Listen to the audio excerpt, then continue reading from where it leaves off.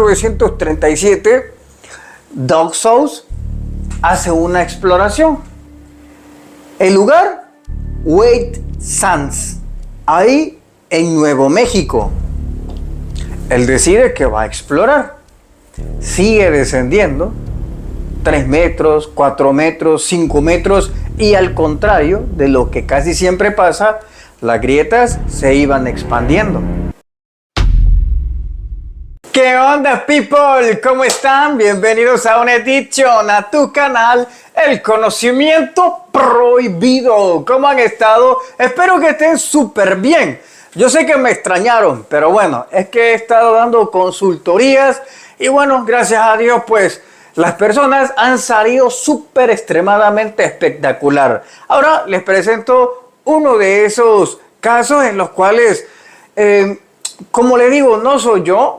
En sí yo solo soy el medio. Hay seres que en ocasiones se aparecen y curan a las personas o hacen que se mejoren.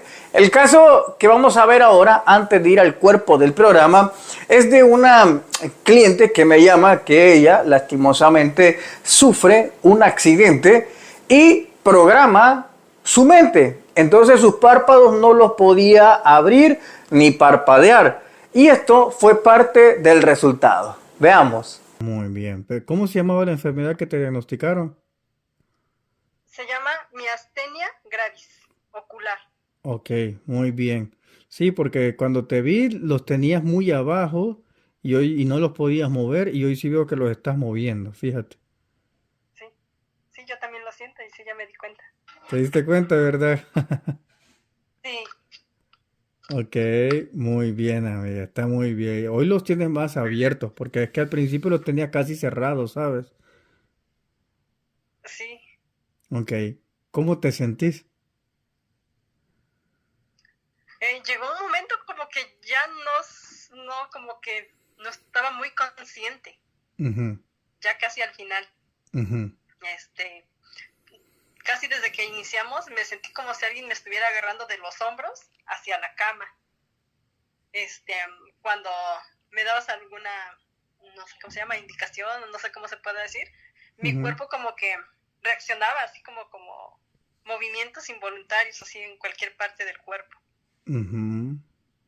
Bueno, ahí lo escucharon, así que gracias a Dios pues va mejorando y esperemos que ella mejore en su totalidad. Y bueno, brother, no se le olvide que este 21 de abril tendrá la conferencia virtual online. Usted la podrá ver en Alemania, en Estados Unidos, en México, en Guatemala, en Argentina, en Brasil y en Japón, en todos lados. La conferencia se llama Seleccionados por Extraterrestres. Una conferencia impresionante. Y ojo, que no es una conferencia cualquiera, sino que van a haber prácticas espirituales ahí que van a ayudarle a sanar a cada miembro de su familia. La ventaja es que si usted la ve, adivine que puede estar con su familia y la puede disfrutar tranquilamente. Así que si usted quiere verla este 21 de abril vía Zoom, estos son los números a los cuales usted tiene que adquirir su pase virtual. Dicho eso, welcome to the jungle.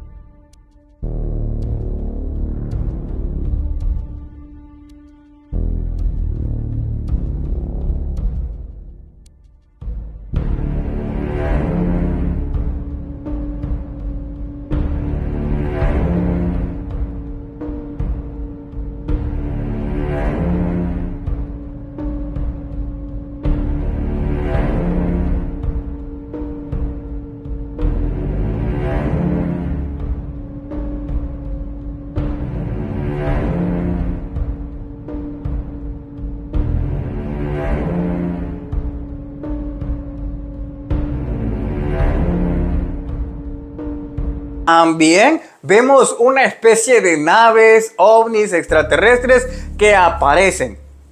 Al parecer alinean un cierto tiempo. Se abren portales. Pueden entrar y pueden salir. Pero también antiguas culturas tenían un sumo respeto en cuanto a los eclipses. Por ejemplo, estaban los mayas, que sabían que con los eclipses uno podía alinearse al tiempo cósmico, pero también podía desincronizarte del cosmos. Por eso es que ellos tenían mucho respeto a eso y tenían esa obsesión por medir los eclipses y por saberlos. Antes de empezar el programa, te voy a contar parte de estas situaciones que sucedían. Fíjate que el fray Bartolomé, en aquellos tiempos de la colonización, se encontraba en la hermosa selva de Guatemala de aquellos entonces. Él lastimosamente desconocía la topografía del terreno. Al conocer la topografía del terreno, estaba perdido. No sabía por dónde salir. Ni siquiera sabía por dónde se había metido hasta este punto. Y llega ese momento de resignación. Él se sienta y decide que va a esperar la muerte. Se recuesta y empieza a dejar que todo empiece a fluir, que sus órganos mueran de hambre. Empieza él, pero en eso empezó a sentir que alguien venía caminando y no era un paso, ni dos, ni tres pasos. No, al parecer era un grupo de mayas que lo rodearon. Él se queda asustado viéndolos a todos y pensó, estos son ingenuos. Es muy posible que pueda salir de esto si me llevan a donde ellos están. Porque lastimosamente el lado europeo creía que nuestros ancestros eran eso, eran unos ignorantes, eran unos tontos y desconocían absolutamente todo. De ciencia, astrología, astronomía, matemática, pensaban que éramos tontos. Entonces, se lo llevan y llega en su momento que como él ya había aprendido maya, se para y les dice a todos que si no lo dejan libre, hoy en la noche va a hacer que todo oscurezca, que se haga como si es de noche, que el sol muera. Él tenía el conocimiento de Aristóteles y sabía que ese día habría un eclipse y que el día se iba a transformar en una noche. A lo que los mayas lo ven unos con otros y se acercan, hacen un consenso. Y él ya decía, ya la hice, ya la armé, ya salí vivo de esta. Es lo que él pensaba. Y de repente viene el jefe de los mayas, saca uno de los pergaminos mayas y empieza a nombrar cada uno de los eclipses que iba a venir cada año. Y le dijo, te vamos a ejecutar por creer que somos ignorantes. Y le mostró que ellos ya tenían anotado que ese día iba a haber un eclipse, que el próximo año iba a haber un eclipse, y así sucesivamente por los próximos 500 años. El fray no halló qué hacer y se resignó a la muerte. Y todo pasó por creer que nuestros ancestros eran ignorantes. Fíjate que hay una de las cosas que me llama mucho la atención en este ámbito. Hay personas que tienen una especie de racismo en cuanto a la cultura maya, la cultura azteca, los indígenas, que por lo general incluso a veces hasta intentan ofenderte. Te dicen, vos cara de artesanía maya, vos cara de vasija azteca, de una forma despectiva, ignorando los grandes conocimientos que tenían nuestros ancestros. Y nosotros tenemos que sentirnos orgullosos por toda la ciencia espiritual y la ciencia matemática que nos dejaron todos nuestros ancestros. Debemos de sentirnos muy orgullosos de ello. Así que cuando un tonto le diga, ¿qué? Cara de vasija maya, usted no le responda. No pierda el tiempo con eso. Con ignorantes uno no puede debatir. Bueno, cambiando un poco de tema, fíjense que en 1937 Doug Seuss hace una exploración. Pues él andaba ahí caminando. Era una persona muy común, una persona que no sobresalía. Pero Doug Seuss ese día de 1937 iba a tener una vivencia muy diferente a cualquiera. El lugar, White Sands, ahí en Nuevo México. Él empezaba a explorar estos parques y en eso ve una grieta. Él se introduce en la grieta y se da cuenta que hay recámaras que van bajando. Él decide que va a explorar. Sigue descendiendo 3 metros, 4 metros, 5 metros y al contrario de lo que casi siempre pasa, las grietas se iban expandiendo. Y al contrario de lo que pasa, se iba haciendo cada vez más artificial las paredes. Las paredes no estaban siendo naturales. Él veía que había habido una mano inteligente, una mano humana que había elaborado detenidamente y con detalles esas paredes. Él comienza a descender poco a poco y él se encuentra muchísimo oro en grandes cantidades.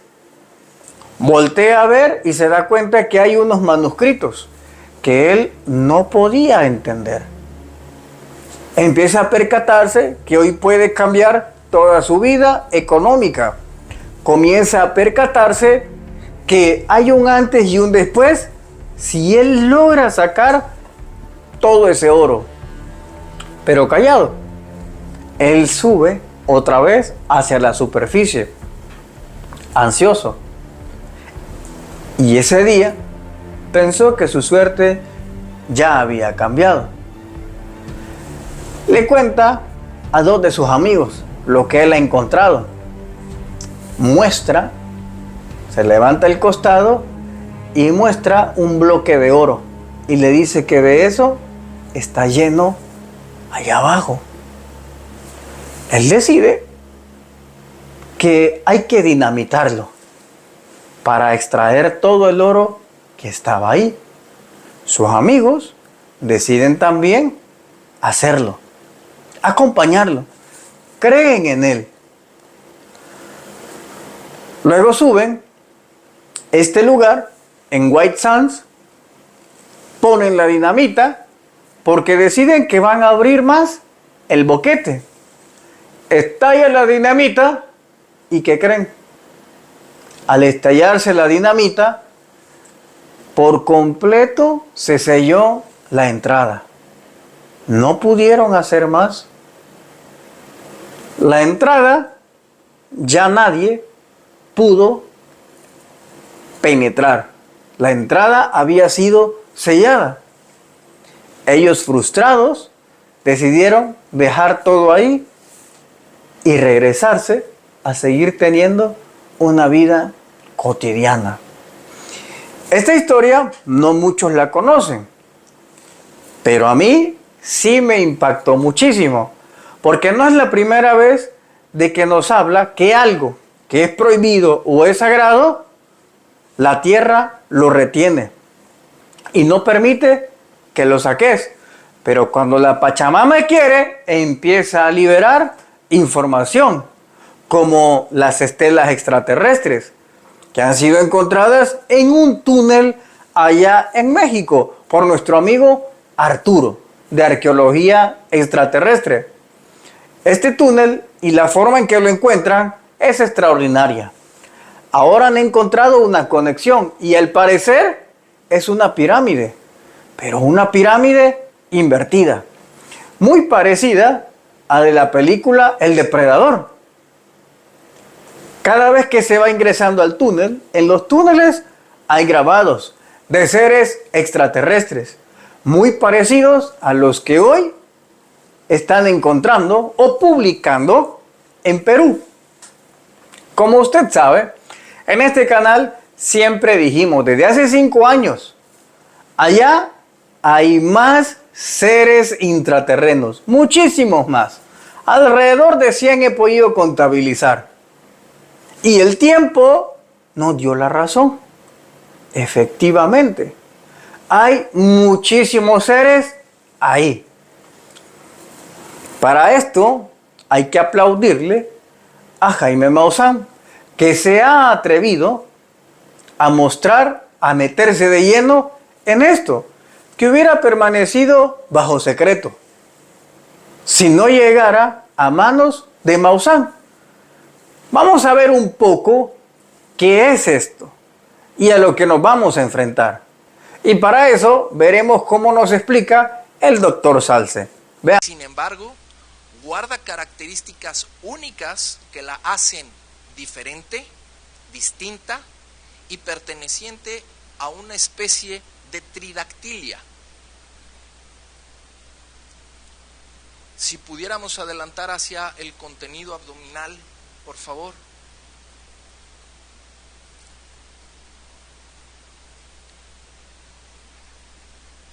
Aquí tenemos en su abdomen, cargado del lado izquierdo,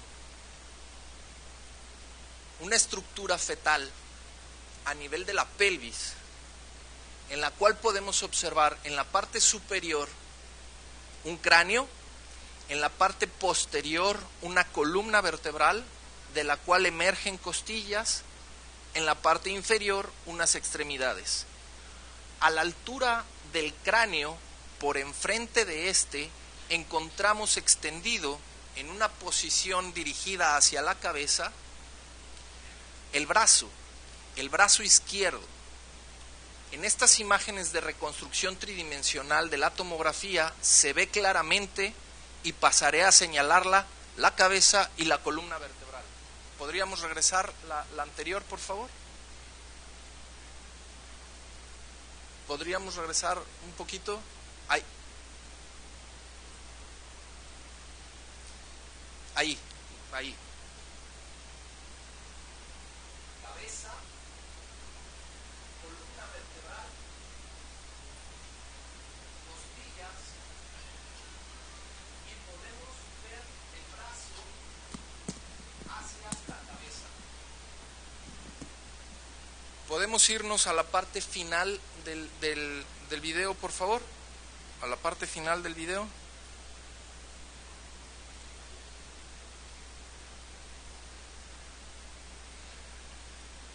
Como parte de los estudios se hicieron por primera vez el ingreso de un endoscopio a la cavidad abdominal del cuerpo de Montserrat.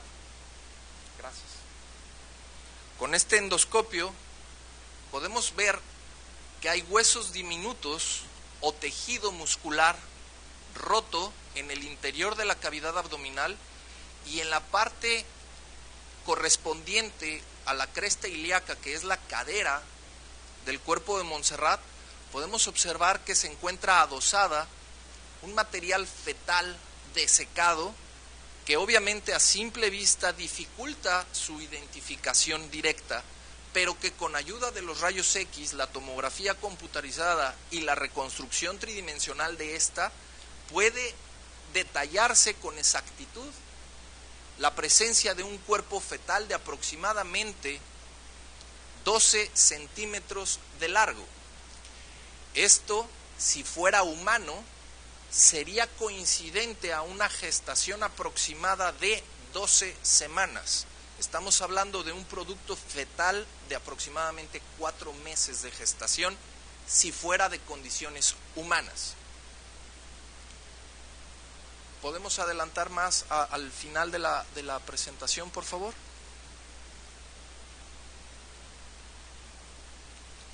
Este estudio de endoscopía se realizó ayer por la tarde.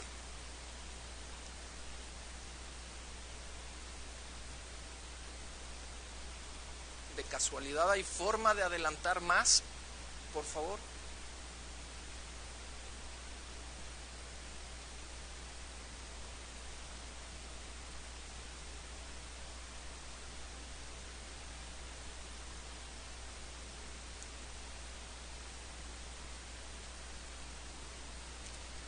Se está repitiendo la misma imagen, es un loop. Si pudiéramos irnos al final de la presentación, por favor.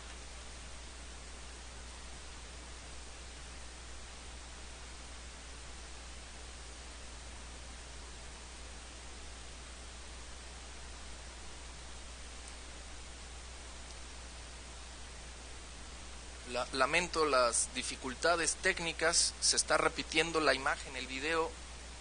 Si pudiéramos irnos hasta el final, solo para ver la estructura del feto y poderlo explicar con claridad.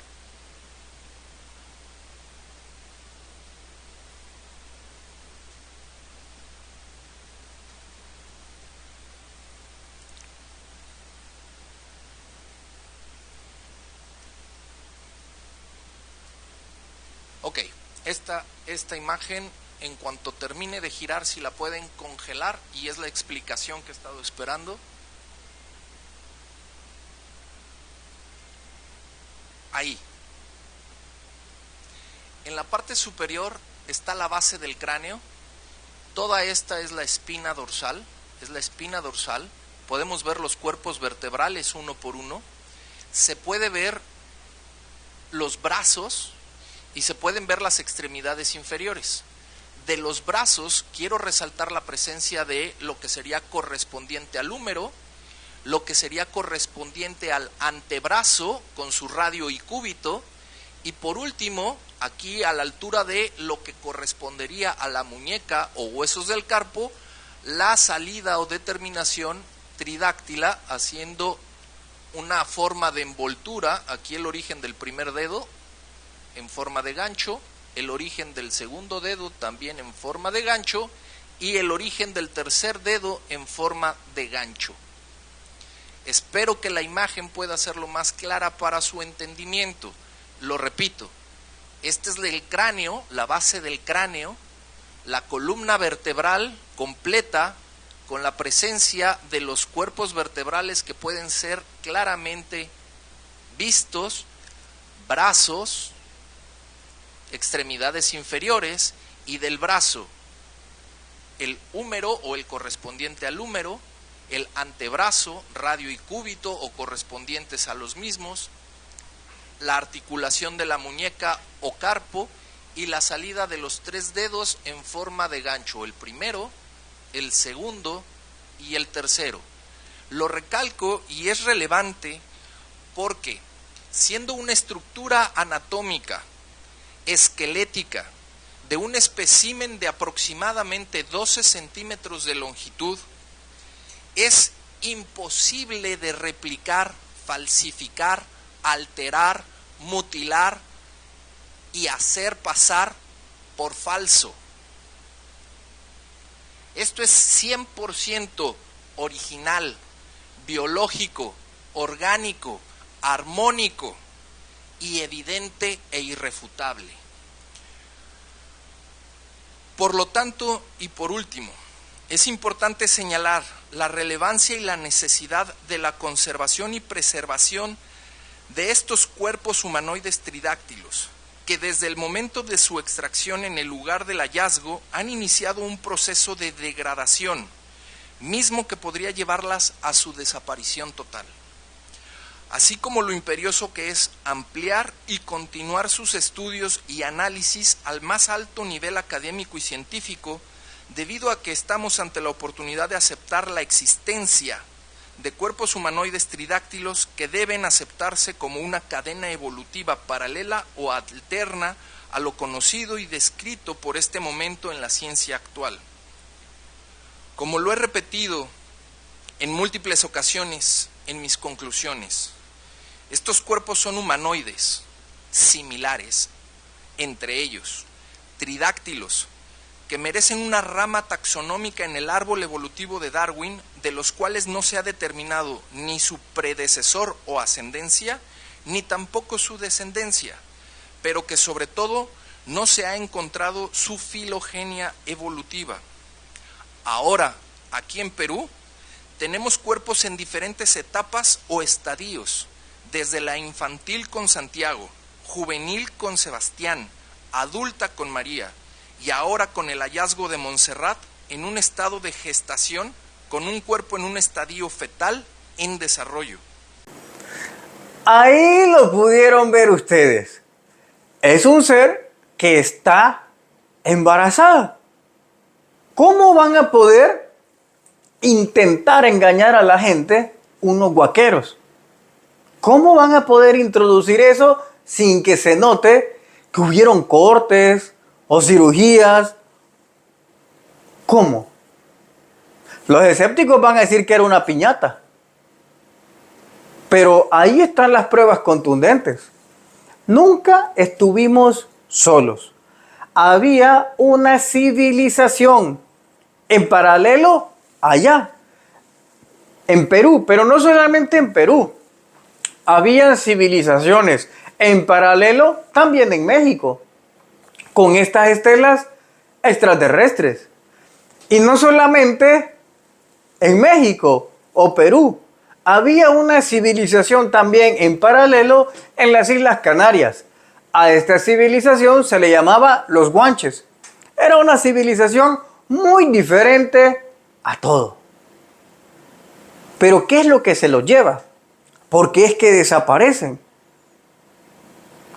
En aquellos entonces no lo sabemos. Pero en estos entonces, quienes los desaparecen son la élite, que intentó llevarse estos cuerpos. Veamos. Buenos días, disculpen la interrupción. Estamos haciendo una acción preventiva inopinada con el Ministerio de Cultura, con la Policía Especializada de Patrimonio Cultural, con respecto a la exhibición de las momias dáctilas, una cosa así que ustedes han señalado por redes sociales. Ustedes saben que el Ministerio Público como acción preventiva protege los bienes de patrimonio cultural. Quisiéramos saber quién es el responsable del evento o el que custodia ese bien presuntamente de patrimonio cultural.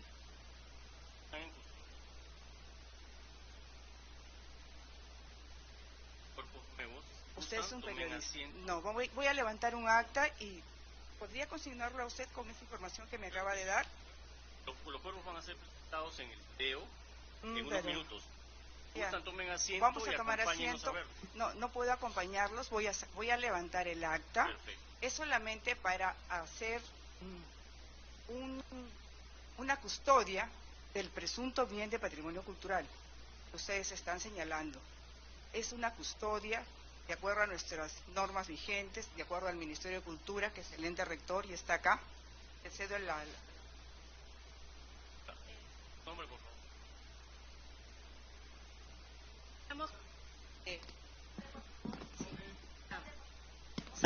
Ahorita en realidad nosotros queremos conversar con la persona encargada. Su nombre y su cargo, por favor.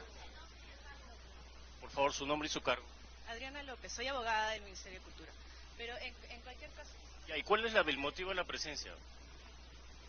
Ya le hemos señalado, se ha informado por redes sociales de que hay un bien de patrimonio, presuntamente lo decimos nosotros porque no lo conocemos y los técnicos lo tienen que establecer.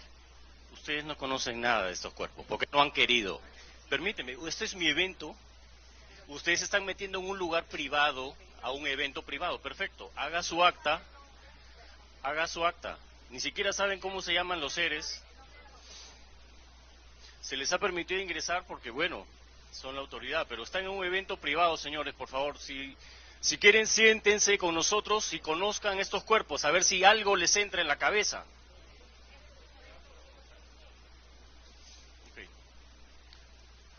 Tomen asiento, por favor, y siéntense a contemplar estos especímenes extraordinarios que tenemos en el Perú.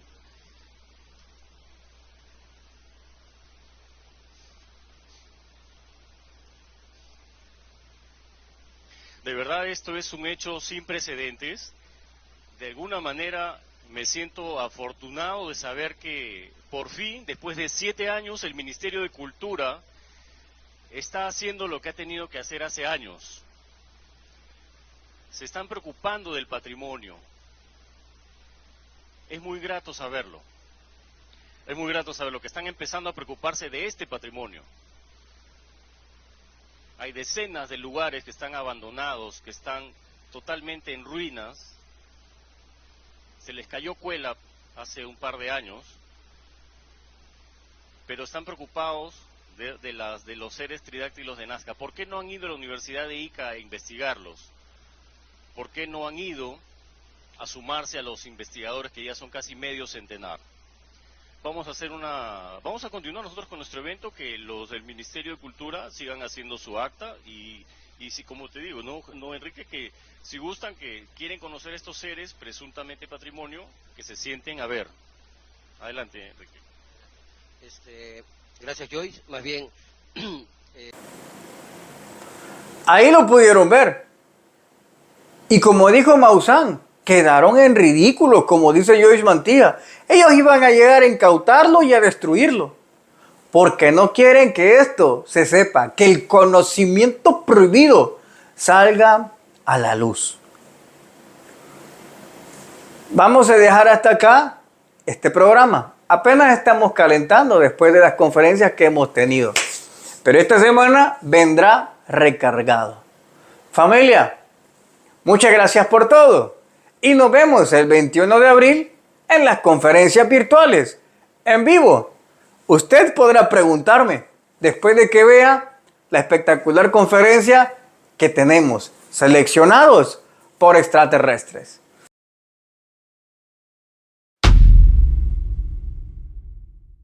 Como bien sabemos, el tema de lo que se está hablando ahora es del eclipse. En el eclipse siempre pasan fenómenos, pasan lastimosamente, ¿verdad?, fenómenos muy negativos, como el caso de Vallecas. Ese incidente que sucedió allá en España, en donde en pleno eclipse sucedió esto que va a ver a continuación. Y lo vamos a hacer con María, en su canal de YouTube, Podcast Misterios de María. Así que escuchen lo que sucedió en un eclipse.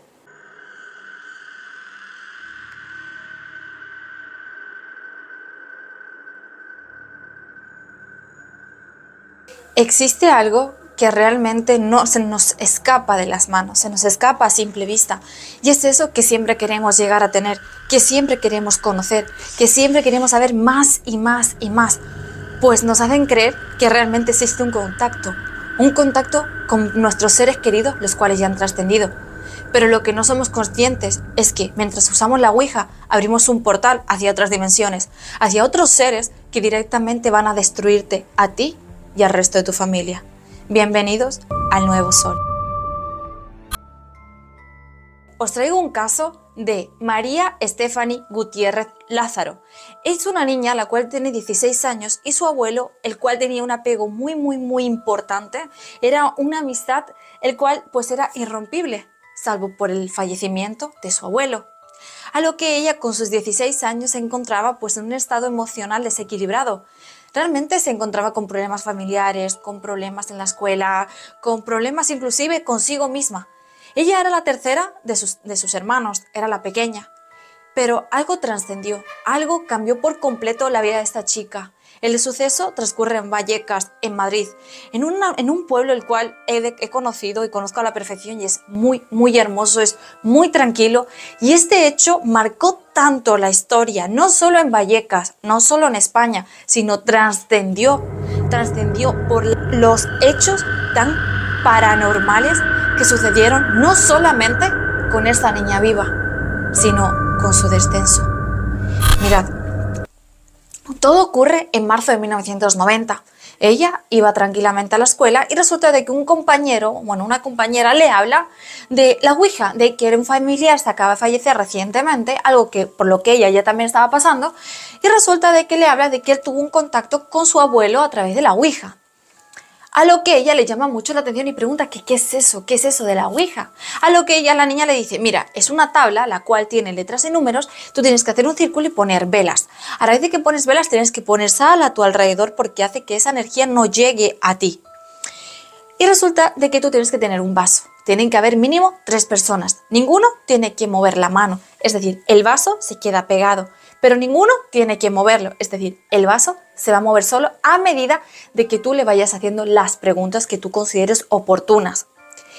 Algo en ella se despertó como una curiosidad, con una necesidad de realmente poder contactar con ese ser querido el cual ya había trascendido. Pues creía que él estaba ahí con ella, pero ella necesitaba asegurarse, necesitaba tener la certeza de que esa persona, de que su ser querido, su abuelo, seguía con ella. Y tener contacto con él, saber de él. Así que un día, el cual trascendió muy normal, ella pues va y compra la Ouija. Durante la noche se queda perpleja, sintiendo la adrenalina, porque lo va a compartir con sus 2 mejores amigas de la escuela desde la infancia, sus 2 mejores amigas. Pues transcurre el día, ella lleva el vaso, las velas, las sale en su mochila, sin decir absolutamente nada a nadie, ni a su papá, ni a su mamá, ni a ninguno de sus hermanos. Ella simplemente va a la escuela. Pues resulta de que ese día había un eclipse solar. La verdad es que la niña no pudo haber elegido peor momento para realizar una Ouija. Independientemente, la Ouija es un portal el cual no solamente influye cuando hay luna llena, luna menguante, luna creciente. No, es que se amplifica porque ocurren sucesos que no están a nuestro alcance en cuanto a energías cuando existe un eclipse lunar o un eclipse solar.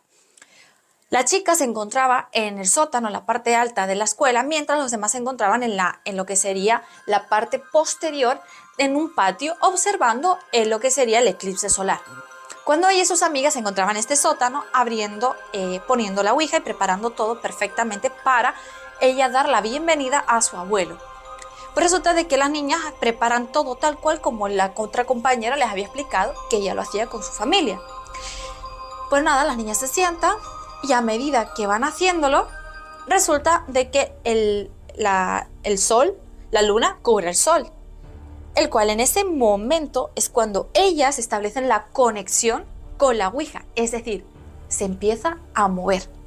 En ese momento, mientras transcurre el movimiento, todo está perfecto. Ella pregunta quiénes están ahí, quién es, dónde está, si es su abuelo, dónde está su abuelo, en qué lugar se encuentra su abuelo, que necesita saber de él. Cuando de repente escuchan un ruido de fondo, alguien abre la puerta, a lo que las 3 niñas asustadas pues quitan las manos y el vaso explota. En el momento en el que el vaso explota, hay como un humo que sale de él y solo se le introduce en la nariz a Estefanía. Algo que todos a su alrededor ven. La que estaba fuera era la que se encargaba de limpiar y ordenar todo porque había escuchado el ruido. Y justamente en ese momento que abrió, ya todo se rompió. La conexión y todo lo que había a su alrededor. Ella empieza a sufrir ataques epilépticos, empieza como a sufrir un ataque. Entonces empieza a caer en el suelo y empieza a estar como elevada su tronco a la altura del suelo. Es decir, una postura así. Al estar ella levantada, sentía como el humo entraba en ella, hasta que llegó un punto en el que se quedó prácticamente levitando y así puesta en el suelo. Una vez que se encontraba en esa posición, las amigas fueron a ayudarla corriendo a levantarla, porque no entendían cómo podía tener esa posición y qué era lo que estaba inhalando, qué era lo que estaba entrando en su cuerpo. A lo que a su mejor amiga la agarra fuerte de los brazos y le dice una fecha, lugar, hora, momento exacto en donde ella iba a morir. La amiga asustada la quita y sale corriendo. Era un murmullo, la cual la amiga asegura que no era la voz de su amiga. Era una voz diabólica, era una voz que salía de dentro de ella, no era ella. Las amigas salieron corriendo, ella se sentía muy aturdida, no entendía qué le estaba pasando, pero como si nada le pasara, ella trascendió normal su día, ella fue a su casa. Pero en su casa la notaron algo extraña, y a lo que le preguntaron, Estefanía, ¿qué te pasa? ¿Qué te pasa? Te notamos raro, ¿te sientes algo? ¿Te sientes bien? ¿Te ha ido bien en la escuela? ¿Has tenido algún problema en la escuela? Y ella directamente no contestaba. Su mirada se encontraba perdida literalmente en el vacío. Era como que no tenía vida, como que su alma no estaba en ella. A lo que la mamá inclusive la zarandeaba y le decía, hija, reacciona, ¿estás bien? ¿Qué te pasa? Me tienes preocupada. Y la hija no contestaba, simplemente tomó sus cosas y se fue a acostar. Ella dormía con su hermana, la mayor, y resulta de que dormían en camas separadas. Durante esa noche, la hermana podía escuchar susurros en otras lenguas, en otros dialectos, en otras formas de habla muy, muy extraña, a lo que la hermana se encontraba demasiado asustada y le llamaba a la hermana que por favor reaccionara, que qué era esos murmullos, que era esa voz que ella escuchaba, lo que la hermana seguía sumida en un profundo sueño pareciese ser. Pues a la mañana siguiente, cuando se despierta, la hermana le pregunta que qué le pasaba, que por qué decía esas cosas raras, que pasó mucho, Miguel, que solo la estaba asustando, que por qué no reaccionaba a su llamada. Y ella comenta que en su sueño se encontraba como en un túnel muy, muy oscuro, el cual veía sombras pasar, y seres gigantes, como si fuera el mal, el mismísimo mal. La hermana asustada va corriendo a contarle a sus padres lo que su hermana le acaba de contar porque no puede entender cómo ha podido escuchar esas lenguas, las cuales su hermana ni habla bien el inglés, cómo hablar diferentes jergas, idiomas, lenguas antiguas, como el latín. Hablaba un latín muy antiguo. Pues nada, resulta de que la mamá le pregunta si ella recuerda algo. Dice que ella no recuerda haber dicho nada. Pues nada, el día transcurre normal, pero empiezan a ocurrir unos sucesos muy extraños. De repente, ella empieza a ser muy, muy bruta, empieza a tener una fuerza descomunal. Ella, en vez de apartar suave, empieza a apartar una fuerza brutal en lo que las personas literalmente salían volando. Donde al agarrarles a ella les clavaba las uñas en los hombros. Se empezó a volver muy agresiva, a lo que el colegio decide llamar a sus papás y preguntarle qué es lo que le pasa. Si es una niña ejemplar, es muy buena, ¿qué le pasa? A lo que los papás no entienden qué les pasa. Así que deciden llevársela a la casa y esperar unos días a ver cómo transcurre la actitud y el comportamiento de Estefanía. Pero en la casa solo fue todo a peor. La actitud con los papás era demasiado agresiva, amenazaba de muerte, amenazaba a su familia, terminó dejándolo todo con su novio. Por las noches se escuchaba ruidos y ella sentía como que de repente algo en ella se transformaba. Sus ojos se convertían en negros, se ponían negros, algo que la hermana pudo presenciar y vio cómo su hermana en la cama levitaba. Y no entendía cómo su hermana podía estar levitando, a lo que ella sale corriendo a buscar a sus padres. Pero los padres no dan crédito porque cuando la niña llega, cuando ellos llegan, la niña ya estaba acostada en la cama como si nada pasara. La niña cuenta, la hermana, que por las noches ella y su hermana escuchaban ruidos del baño que era contiguo al cuarto de ellas. Escuchaban como un portazos, como de repente algo se abría y se cerraba, cómo tiraban cosas, cómo había un ruido muy intenso y muchos murmullos, a lo que la mamá un día decide entrar al cuarto y decide saber qué es lo que está pasando, a lo que Stephanie se encontraba en el interior de ese baño y cuando la mamá abre la puerta, ella dice, mamá, ¿escuchaste eso? Dijo, sí, hija, ¿qué fue eso? Mamá, no lo sé. Solo lo escucho todas las noches. Dice, ¿por qué murmura? Dice, porque es la única forma que no nos escuchan. ¿Escuchan quiénes? Le pregunta la mamá, cuando de repente la puerta del baño se cierra de un solo. La mamá intenta abrirlo y no puede, así que empieza a golpear la puerta muy fuerte. A lo que viene el papá, intenta abrir, y cuando el papá está a punto de dar una patada, la puerta se abre sola. Nadie entiende qué es lo que está pasando. Pero algo muy extraño está sucediendo en esa casa.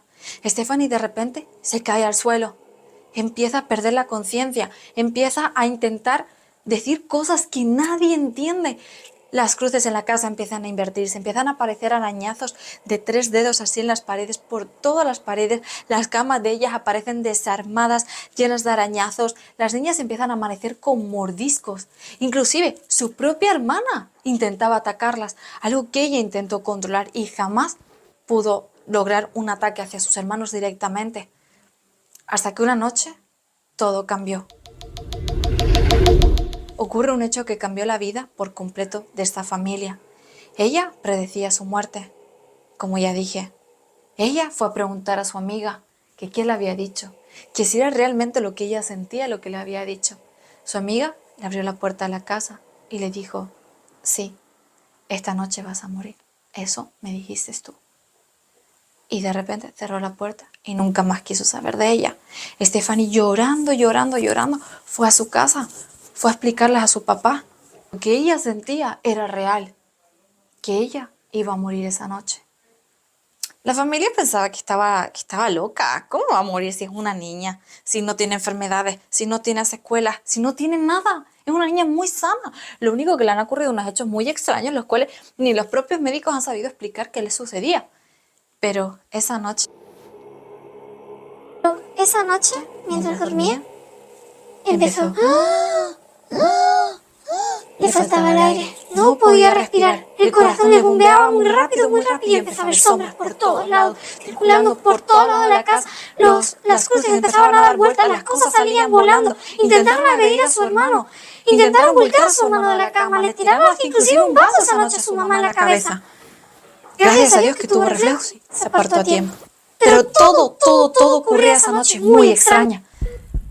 Hasta que de repente la madre vio y notó que a su hija le pasaba algo. La llevaron corriendo al hospital más cercano. Cuando llegaron, la estaban intentando reanimar y reanimar. Pero de repente, el corazón dejó de latir y su último suspiro fue un... Sintieron todos como algo salió del cuerpo de Stephanie. Como una nube negra se formó alrededor de ella. Y le siguió hasta la casa de los papás. Ellos estaban en shock. Los partes médicos no daban crédito a lo que estaban viendo. La autopsia no revelaba una muerte. Fue algo extraño, o sea, no tenía problemas de corazón, no tenía ningún problema en los pulmones, no tenía nada para fallecer esa niña. Simplemente se la llevó. Su alma ya la había vendido. Y sin ella saberlo, al peor de todos. Jamás pensaron que esto iba a trascender así, pero tristemente así pasó. Stephanie falleció. Lo curioso de todo es que la única foto que había en su dormitorio, el mismo momento que llegaron los papás a su casa tras ella morir, directamente se prendió. O sea, la vida de la imagen se apagó mientras un fuego de la nada lo devoraba. Es de decir que ella convenció a sus hermanos para intentar hacer otra ouija, para intentar entender qué era lo que ocurría. Y todo esa noche. Pero todo fue en vano. Todo, absolutamente todo, fue en vano. Ya todo estaba sentenciado. Tristemente, su vida ya se había terminado para siempre. Pero los sucesos no quedaron ahí. O sea, aunque ella había trascendido, había muerto y el mal se había llevado el alma de la muchacha, los hechos seguían transcurriendo en la casa. Los ruidos en el baño seguían. Existían, las cruces daban vueltas. Las paredes seguían arañadas, inclusive brotaban sangre de ella. Se escuchaba el grito y la voz de la niña, a lo que ella confirmó que 3 días de morir iba a golpear la puerta de la entrada de su casa. ¿Y sabes qué? A las 11:30, la misma hora que ella murió, un golpe en la puerta despertó a toda su familia. Cuando abrieron, no había nadie y entendieron que había sido su hija, que había llegado a despedirse de cada uno de los miembros de la familia. Fueron muchísimas personas a intentar ayudar en esta familia, ayudar en esa casa para ver qué ocurría. Sacerdotes, personas que decían que podían ayudar, que tenían visiones, que eran medium, que podían y habían trabajado con todo esto. Inclusive los propios policías, pues la familia atormentada les llamaba noche tras noche. A lo que el policía decidió que cada uno de los familiares que se encontraban allí les contaran qué es lo que había pasado, qué es lo que había transcurrido. Y cada uno dio la misma versión. Era una noche fría, pero todos preferían estar fuera de la casa antes que estar dentro. Esos policías entraron, indagaron la casa, igual que otros medios, igual que los sacerdotes, pero ninguno pudo hacer absolutamente nada. El mal alberga en esa casa. El alma de su hija ha quedado por siempre atrapada en ese lugar.